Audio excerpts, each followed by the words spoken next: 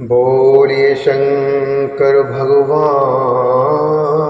की जय, पार्वती मैया की जय, गणेश भगवान की जय। श्री शिव महापुराण के अंतर्गत रुद्र संहिता जो कि द्वितीय संहिता है और इसके खंड कुमार खंड जो कि चतुर्थ खंड है, इसके अध्याय 16वें में आज हम प्रवेश करेंगे और जिसमें वर्णन है विष्णु तथा गणेश का युद्ध। शिव द्वारा त्रिशूल से गणेश का सिर काटा जाना। ब्रह्मा जी बोले, हे नारद, यह सुनकर भक्तों के ऊपर कृपा करने वाले महेश्वर ने आपके कहने से उस बालक के साथ युद्ध करने की इच्छा की। इति श्रुत्वा महेशानो, इति श्रुत्वा महेशानो भक्तानुग्रहकारकः तद्वाचा युद्ध कामो अभूतेन बालेन नारद, तद्वाचा युद्ध कामो अभूतेन बालेन नारद।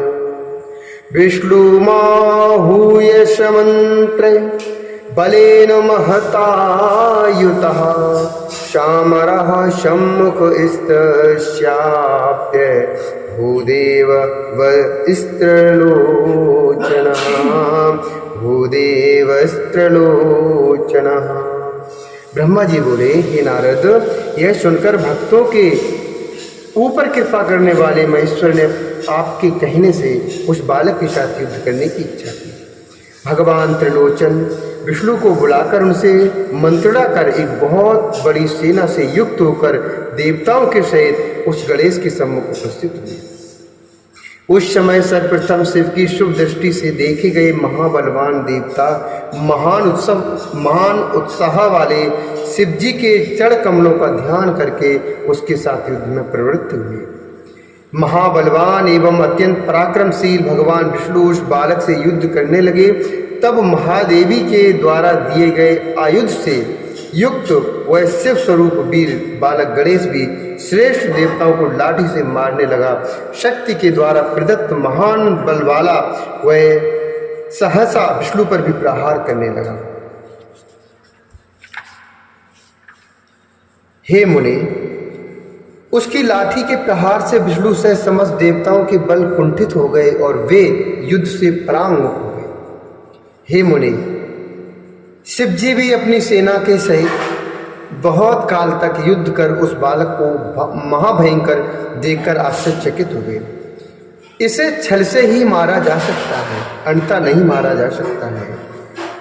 छले नैव चाहन्तव्यो नान्यथा हन्यते पुनः, इति बुद्धिं समास्थाय सैन्य मध्ये व्यवस्थितः, सैन्य मध्ये व्यवस्थितः।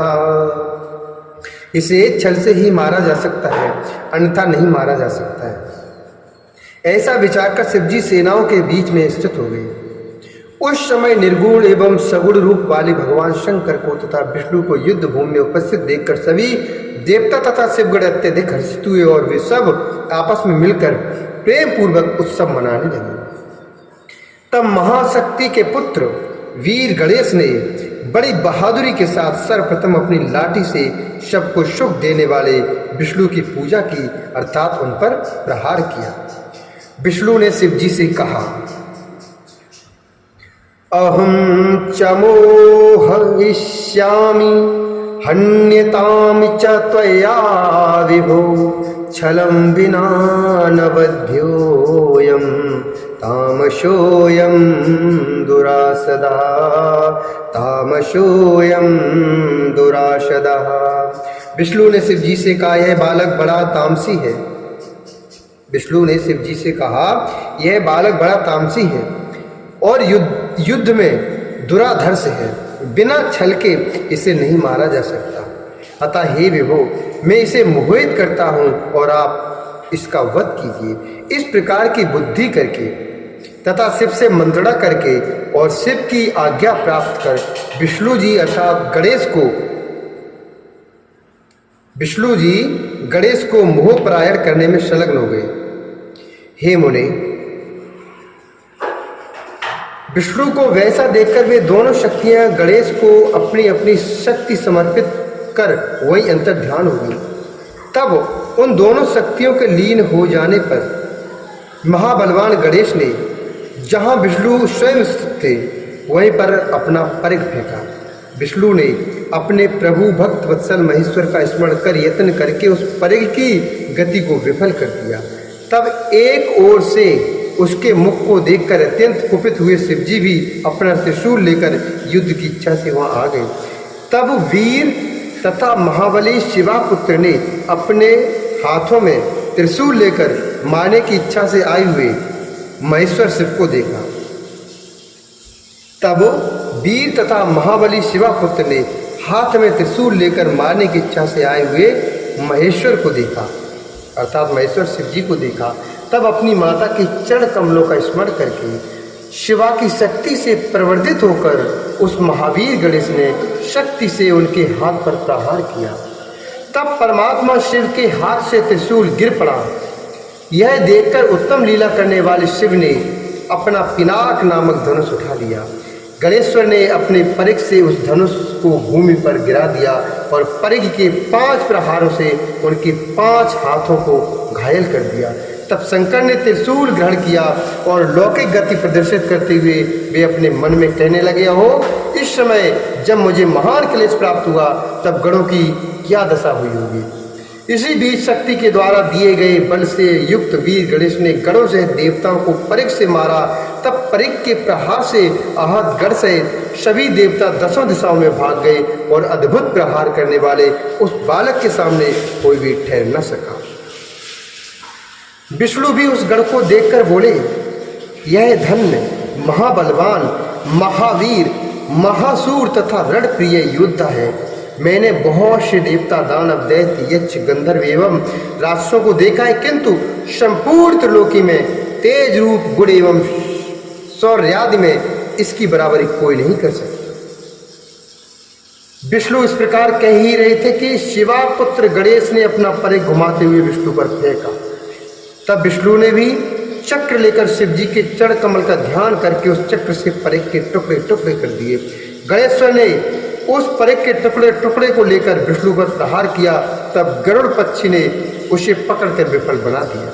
इस प्रकार बहुत समय तक विष्णु एवं गणेश्वर दोनों ही वीर परस्पर युद्ध करते रहे। पुनः वीरों में श्रेष्ठ बलवान शक्ति पुत्र ने शिव का स्मरण कर अनुपम लाठी लेकर उससे विष्णु पर प्रहार किया।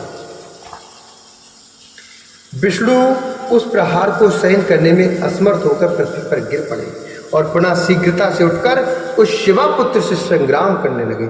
इसी बीच अवसर पाकर पीछे से आकर शूलपाणी शंकर ने त्रिशूल से उसका सिर काट लिया। हे नारद, तब उस गणेश का सिर कट जाने पर गणों की सेना तथा देवगणों की सेना निश्चिंत हो गई। उसके बाद आप नारद ने जाकर देवी से सब कुछ निवेदन किया और यह भी कहा, हे माननी सुनिए, आप इस समय अपना मान मत छोड़ना। हे नारद, इस प्रकार कहकर कलह प्रिय आप अंतर ध्यान हो गए। आप विकार रहित हैं तथा शिवजी की इच्छा के अनुसार चलने वाले मुनि हैं।